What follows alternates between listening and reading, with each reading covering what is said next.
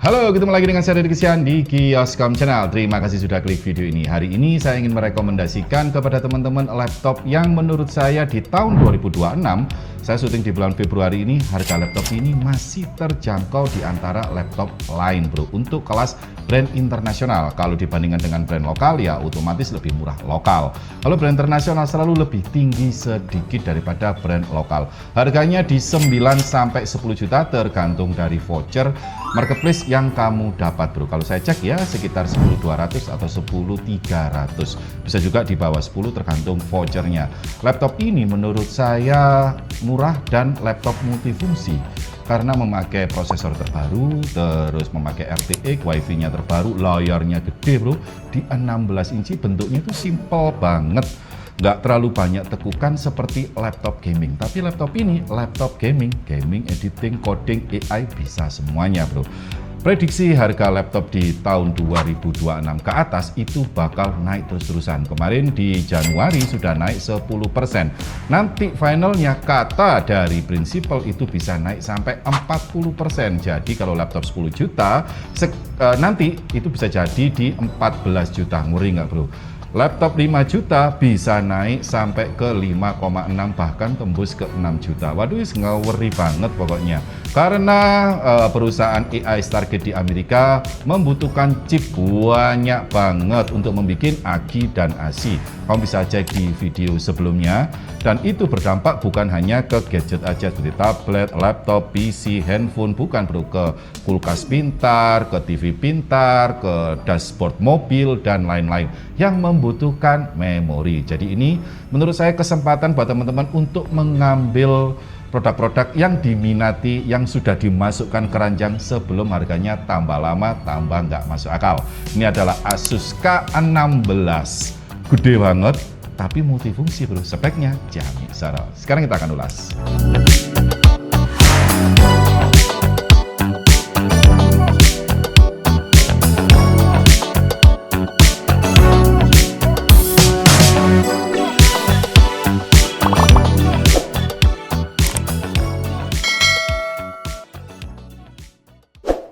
Laptop dengan model desain seperti ini rata-rata disukai sama orang yang nggak mau menonjol. Jadi kayak umur-umur agak tua ya, kayak saya ini ya, itu suka yang model-model simple ini. Jadi nggak kelihatan kayak gaming banget pada waktu kita meeting, kita ke sekolah atau ke kampus, itu nggak kelihatan banget dan tidak menonjol di kalangan teman-teman. Tapi dalamnya powerful kayak gitu loh bro. Ya selera sih, ada juga yang suka model futuristik, ada juga yang suka model simple tapi sama-sama kenceng. Nah ini adalah Asus VivoBook K16, beratnya lumayan sih bro, di 1,8 kilo. Untuk laptop yang model simple seperti ini rata-rata itu di 1,4 sampai 1,6. Ini agak berat sendiri karena layarnya gede di 16 inci. Bagian atasnya ini doff, ada emboss Asus VivoBook di sebelah sini, dan ini lumayan ya, tidak nempel sidik jarinya seperti gini. Oke, terus kalau untuk bagian belakangnya itu ada sistem pembuangan panas dan ada 2 lubang speaker. Kalau untuk portnya lumayan lengkap menurut saya, cuma ya nggak ada port kenceng seperti Thunderbolt. Di sebelah sini ada USB tipe A 3.2 Gen 1. Di sini ada sistem pembuangan panas, ada SD card. Enaknya kalau kamu lagi ngedrone atau lagi foto-foto atau bikin video, lepas memory card, masukkan ke sini langsung bisa kamu copy. Terus di sebelah sini ada chargernya lumayan gede seperti gini. Nah, kokoh banget di 120 watt dan pakai colokan jarum, bukan tipe C. Padahal di tahun 2024 kalau nggak salah ya, Apple mengganti colokan dari Lightning ke tipe C itu karena ada regulasi khusus di Eropa bahwa tipe C wajib menjadi charger atau menjadi opsional charger. Nah, ini charger utamanya pakai pakai jarum, tapi kamu bisa juga cas di tipe C sebelah sini. Jadi ini adalah charger opsionalnya. Tipe C 3.2 Gen 1 multifungsi, bisa charge, display, data. Jadi ada 2. Ada USB tipe A juga, terus ada HDMI out dan ada jack audio. Kalau untuk bagian pantatnya ini polos semuanya ya, loh polos. Nggak ada sistem pembuangan panas. Jadi sistem pembuangannya panas itu ada di kiri dan kiri aja bro, kiri sama bawah bro. Jadi seperti gini. Nah, di sebelah sini. Tapi aman sih bro. Kalau pembuangannya di sebelah sini, pada waktu kamu megang mouse itu akan terasa anget-anget karena kena exhaust-nya bro. Tapi kalau di sebelah sini masih aman. Oke, seperti gitu. Terus bisa dibuka dengan satu jari nggak bisa ya. Tapi ya itu bukan kriteria. Cuma lebih enak aja kalau dibuka dengan satu jari. Ini bisa dibuka sampai 180 derajat. Nah ini bro. Jadi pada waktu kamu ngetik-ngetik atau ngegame, kamu bisa mengarahkan layar ini sesuka hati. Nah, seperti gini bro. Kalau untuk bagian dalamnya gede banget karena 16 inci otomatis ketambahan numeric. Bodinya dari plastik, bagian luarnya juga dari plastik seperti gini. Terus posisi keyboardnya masuk ke dalam, simple, elegan seperti gini. Sudah ada backlit-nya. Backlit-nya juga kamu bisa setting mau 1 menit, 5 menit, 1 jam. Atau nggak nyala juga bisa. Ada tombol enter yang dihias sama Asus bentuknya. Tidak ada tombol shortcut Copilot-nya di sini bro. Kenapa ya? Rata-rata sih laptop sekarang sudah ada Copilot-nya, ini nggak ada Copilot-nya nih. Apa lupa ya? Apa belum kerja sama? Intinya seperti itu ya bro.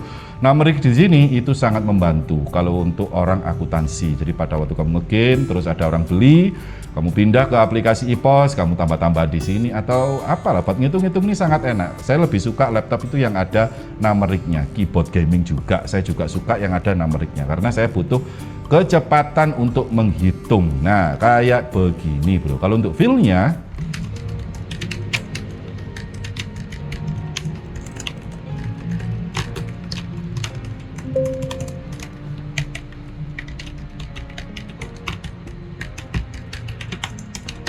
kalau untuk feel-nya enak menurut saya bro. Ya bukan terbaik tapi enak. Travel distance-nya itu agak tinggi, jadi feel-nya itu terasa. Kalau di sebelah sini ada stiker Intel Core i5, NVIDIA GeForce RTX, Asus support. Ini sudah garansi ADP sama garansi 3 tahun dari Asus ya bro, kamu bisa cek di sebelah sini. Sudah gratis Office Home 2024, ini biasanya 1 bulan. Terus trackpad-nya lumayan lebar, klik kanan klik kirinya yang tidak ada garisnya, dan ini masih bunyi, belum silent dan tidak ada bentuk kayak numeric. Ada beberapa Asus itu kalau dipencet dia langsung keluar angka-angkanya dan bisa digestur juga, tapi kalau ini tidak ada gesturnya sama sekali. Nah seperti gini bro. Di sebelah sini ada stiker Asus anti mikroba. Jadi ini dilapisin ion positif untuk meminimalisir virus-virus bro. Virus di tangan lah intinya.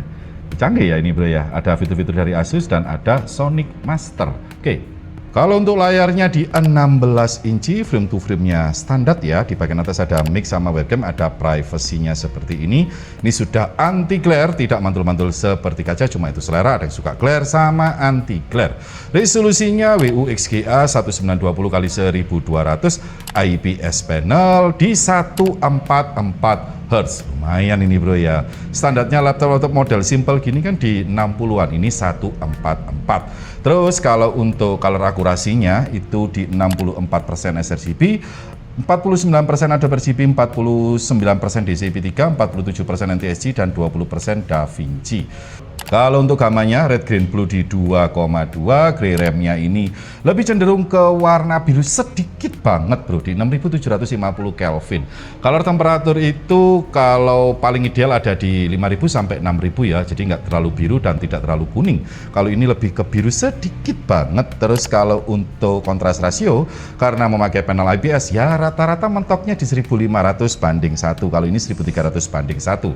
Jadi adalah bidang gelap dan bidang terang, semakin tinggi nilai kontras rasio bidang gelap dan bidang terangnya itu benar-benar seperti terpisah dan pekat, seperti layar OLED, itu bisa sampai jutaan banding 1. Kalau untuk Delta E, pada waktu kita melihat sebuah objek warna hijau di layar warna hijau, ada kesamaan. Monitor profesional itu rata-rata di angka di bawah 2 Delta E, monitor profesional atau expertnya itu di bawah 1. Ini termasuk monitor bagus ya bro, di bawah 2, 1,79 average-nya.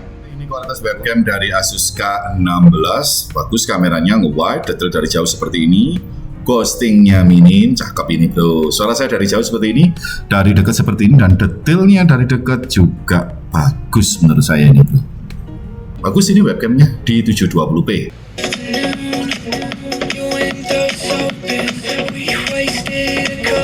Nights in a row, now we're broken.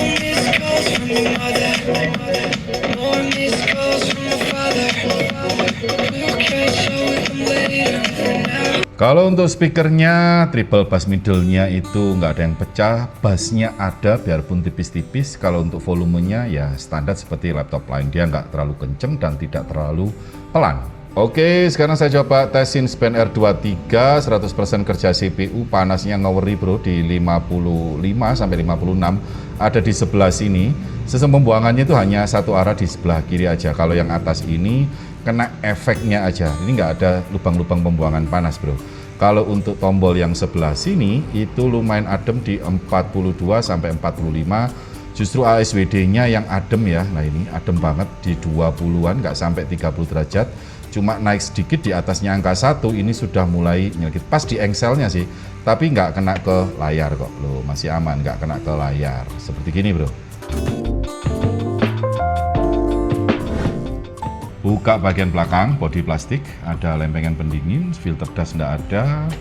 Bentuknya simpel, tapi ini sudah military grade. Terus di sini ada dua speaker gede-gede bro. Pantasan tadi suaranya ngebass enak. Ini sudah di codec sama Sonic Master. Baterainya seperti ini, 50 watt hour, 4210 mAh, dipakai idle sama gaming seperti ini.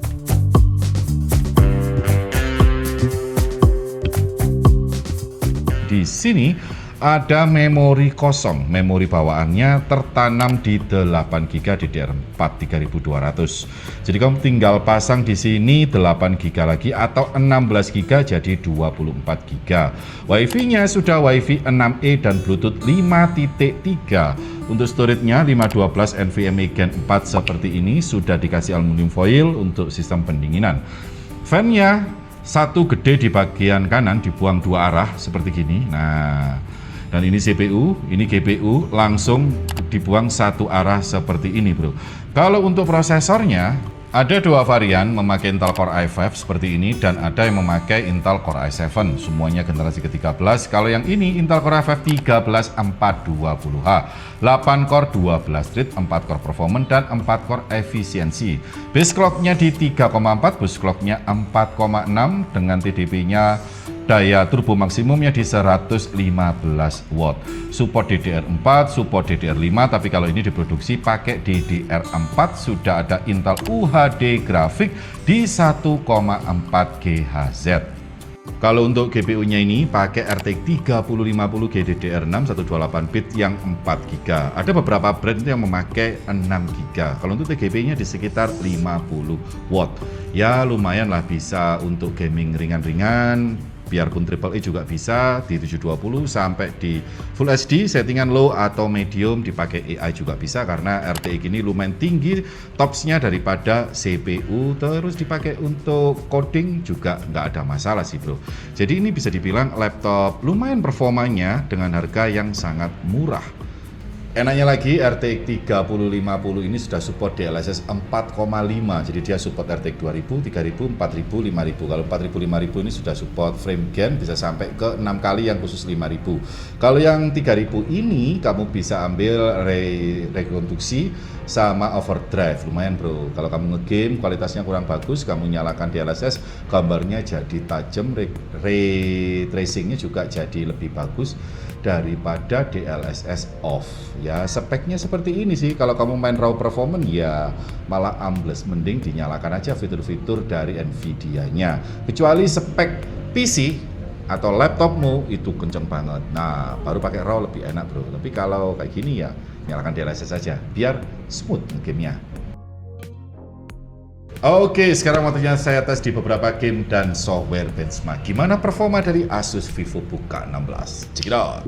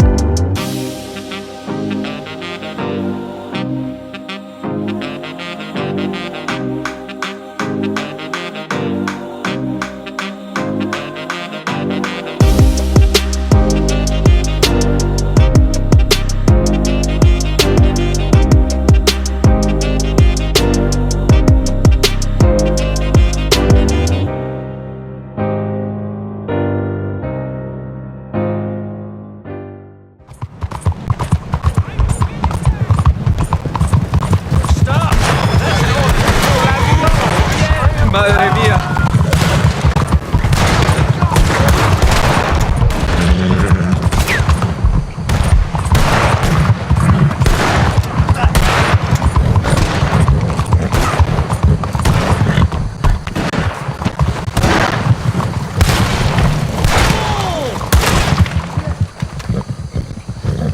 Hold it right.